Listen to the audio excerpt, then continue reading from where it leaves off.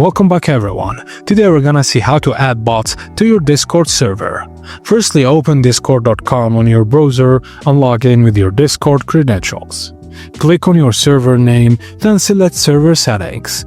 Go to roles, select the admin or mod role or create a new one. Scroll down to general permissions and enable manage server and click save changes.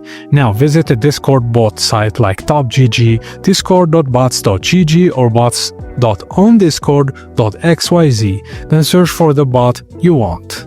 On the bots page, click the invite or add to server button. You'll be redirected to Discord's authorization page. Under Add to Server, select the desired server from the drop-down and click Continue. Now review the bot's requested permissions like read messages, send messages, etc. and click Authorize.